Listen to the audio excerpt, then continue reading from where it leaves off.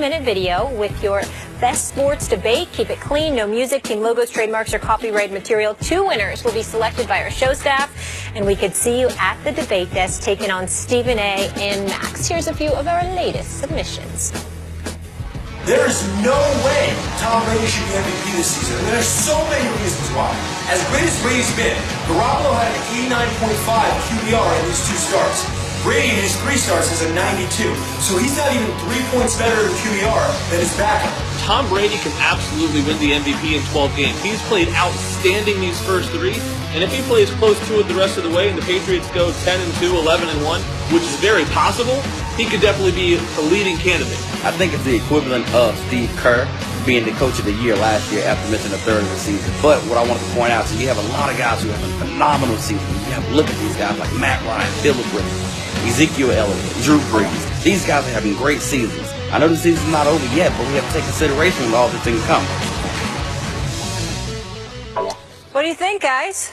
Well, I didn't know what that noise was in that background for the one guy, you know, the Will Kane lookalike. Background the music? Will Kane lookalike. Oh, I didn't know what was going on with that. But they were all right, but it wasn't comparable to what we saw yesterday and the day before. We had some hype videos. Those were okay. Yeah. Okay. Yeah.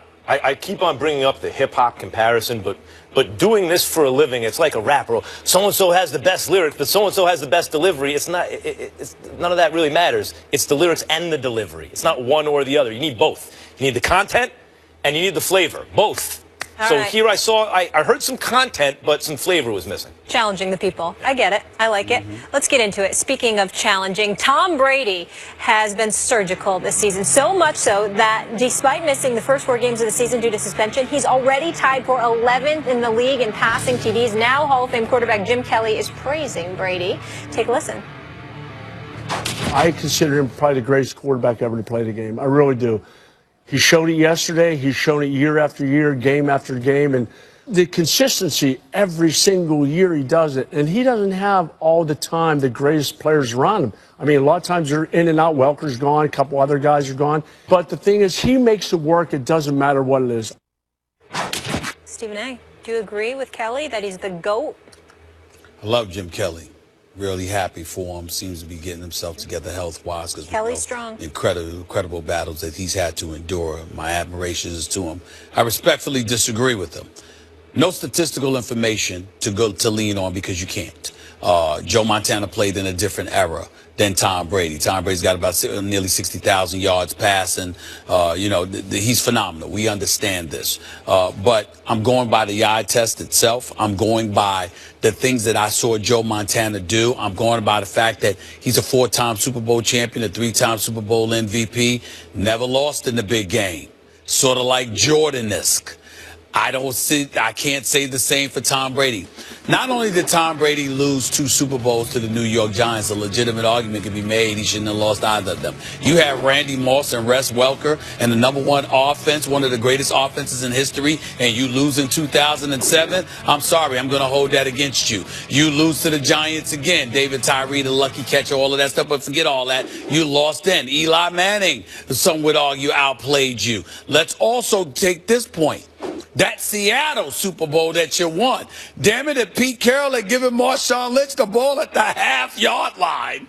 After Marshawn Lynch had got 4.5 yards with the initial run, okay? Instead of trying to throw the football over the middle where Malcolm Butler would intercepted, that would have been not only 3 Super Bowls and 3 Super Bowl tries that Tom Brady had lost, but it would have been a decade since the New England Patriots had won a Super Bowl. And we'd be sitting here today with Tom Brady having not won a Super Bowl since 2004. And also, let's take this into consideration.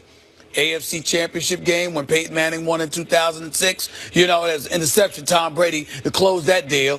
There was also another AFC Championship game against Denver where the same thing happened. Couldn't close that deal. So, again, Tom Brady is one of the all-time greats. He's Mount Rushmore status. I get it. He's phenomenal.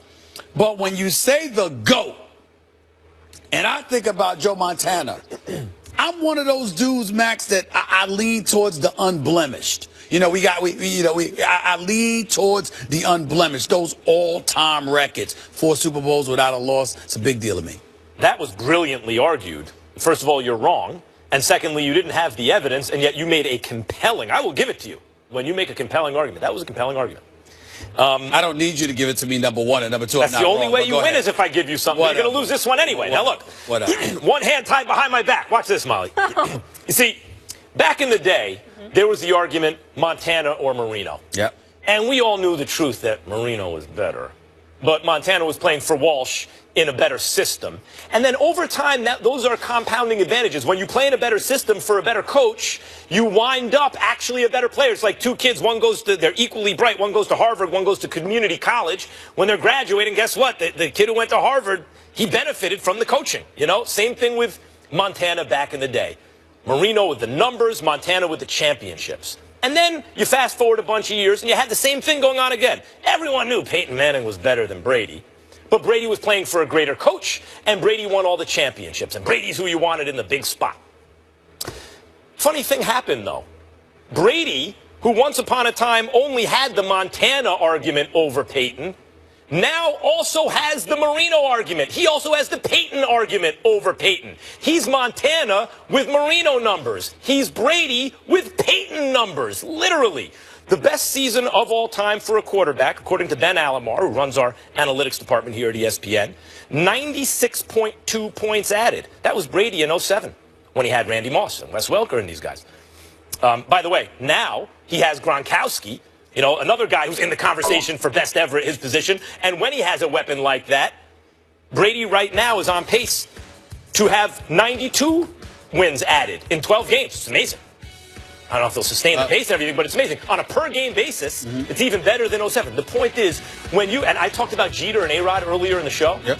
It was always the same thing there, too. A-Rod put up the numbers, but Jeter's the guy you wanted. Well, what happens when you're Jeter, when you're Montana, but you have the A-Rod, Marino, Peyton numbers? That's Tom Brady. He's clearly, at this point, the greatest quarterback who ever lived. Well, again, it's not clear because there are some people out there who would agree that it's Montana. That's number one. Number two, I specifically said that I wasn't going to lean on the numbers because we're playing in a different era. Number three, let's talk about Brady in this regard. There's a dude by the name of Peyton Manning, and I'm certainly not putting Peyton Manning over Brady. That's not me. But what I would do, I would like to point out something this. He's 3-1 against Brady in the AFC Championship games. Let's also recall that Peyton Manning went to the Super Bowl. Well, they're 2-2 in the AFC Championship. I thought it was 3-1. Pretty sure they're 2-2. I thought it was 3-1. We'll get that cleaned up at some point. I thought it was 3-1. We also went to the Super Bowl with 4 different coaches: Tony Dungy, Jim Caldwell, John Fox, and Gary Kubiak. Tom Brady has had the luxury of playing with one coach in one system. The greatest coach ever. Team. All right, I got it. So I'm saying that. Again, your argument but is you're taking it away. What I'm saying is people mistake that. Belichick, it's always been more Belichick than Brady. That's my argument. Belichick's the greatest coach of all time.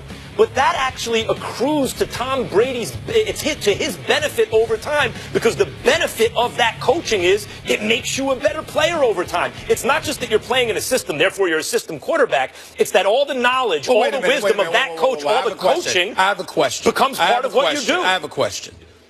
If that is your notion, if that is your proclamation, that playing for a better coach makes you better. Sure. When Matt Castle went 11-5 playing with Bill Belichick, once he was gone, why did he look like trash? In Castle's case, he wasn't with Belichick long enough, and he wasn't an exceptionally talented quarterback. Brady, in addition to everything else, is very talented. Well, what I'm saying to you is this. You can talk talent all you want to, but if the coach makes you better, then that better quality of athlete. But that was the argument for Montana. The argument against Montana at the time was, look, Marino's just better, but Montana's playing in this Bill Walsh system. Then he went to look at this. Then he went to Kansas City and he balled out too. Right.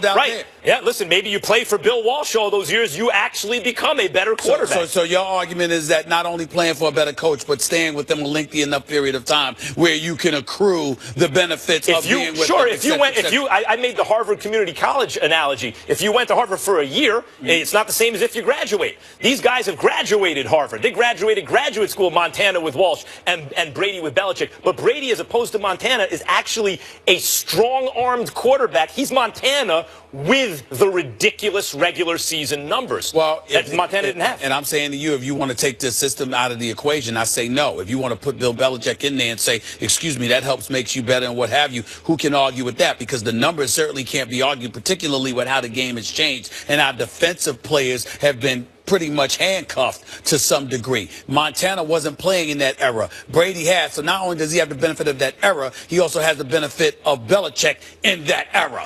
Montana never had that. Montana's clutch argument, he gets points for being clutch. I'm saying even with the clutch points, Montana over Brady clutch points I'm giving him. Brady's still the greatest quarterback ever. Okay. Yeah. Listen, I can't speak to Montana before my time, but speaking of clutch, I've got someone here. Our next guest, he's one of Stephen A's favorites. WWE superstar and actor Goldberg. He'll join us at the desk next. Hello.